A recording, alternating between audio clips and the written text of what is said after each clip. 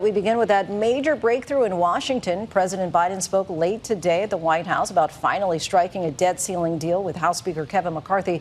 Biden saying it avoids the worst possible crisis, a U.S. default. Now, after weeks of tense and sometimes bitter negotiations, Biden and McCarthy still have to clear one more critical hurdle, getting both the Senate and the House to approve the measure before the country runs out of cash on June 5th. And we are dangerously close to that deadline. And tonight, some hardline Republicans and Democrats are slamming the deal, upset about some of the concessions made. So getting votes in the House and Senate may be difficult. We have team coverage tonight. ABC's Jay O'Brien is standing by on Capitol Hill. But we begin with ABC's Elizabeth Schulze from the White House.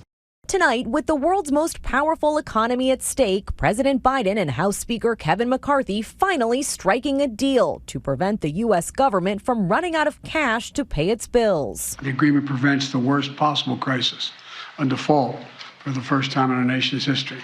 Do you wish you started these negotiations sooner? No, it wouldn't make any difference. Biden and McCarthy clinching an agreement that would lift the nation's $31 trillion debt ceiling for 2 years through the 2024 presidential election, while also placing new restraints on federal spending. The 99-page bill released late tonight. Both leaders admit they made compromises. It doesn't get everything everybody wanted, but that's in divided government. That's where we end up. Sources tell ABC News the budget deal keeps most federal spending roughly flat next year, raising it by 1% in 2025. Defense spending would increase. Also included new work requirements, putting time limits on how long some Americans up to age 54 can receive food assistance. Sources say the bill would also preserve Social Security, Medicaid, and veterans benefits. How confident are you today that this bill will pass on Wednesday? You're going to have Republicans and Democrats be able to move this to the president. The president agreed with this bill as well. But hardline conservatives like GOP Virginia Congressman Bob Good are already accusing McCarthy of too many concessions,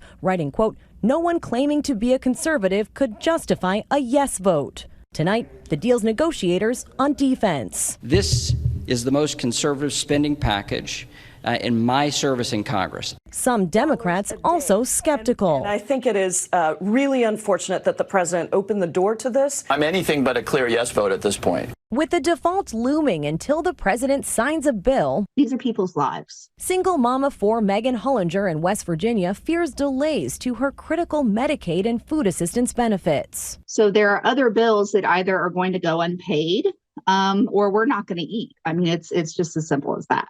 Real life consequences for so many. Elizabeth Schulze joins us now from the White House. Elizabeth, how is the president responding to criticism from his own party that he made too many concessions in this deal?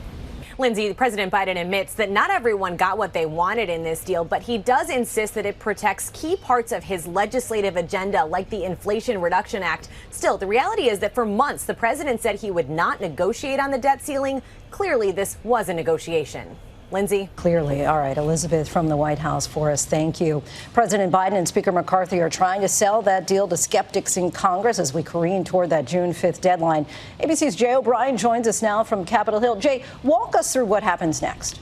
Yeah, Lindsay, both sides of the aisle sprinting to sell this deal tonight. Their first test will be on Wednesday when the House votes. Sources tell ABC News that a small group of House Republicans have already returned to the Capitol to try to drum up support here. Meantime, President Biden is trying to get moderate Democrats on board, which would be crucial if enough House Republicans vote no on this legislation. The White House briefing members of Congress tonight on the finer points of this agreement. Now, if this deal passes the House on Wednesday, it could go to the Senate as early as that same day. Senate Majority Leader Chuck Schumer telling his colleagues tonight to be prepared for a vote as late as Friday, even that weekend. And that would be down to the wire, especially if senators on the fringes of both parties filibuster and jeopardize getting that bill to the president's desk by that Monday, June 5th deadline. Lindsay. Right at the 11th hour, potentially. Jay, thank you. Hi, everyone. George Stephanopoulos here. Thanks for checking out the ABC News YouTube channel. If you'd like to get more videos, show highlights, and watch live event coverage, click on the right over here to subscribe to our channel. And don't forget to download the ABC News app for breaking news alerts. Thanks for watching.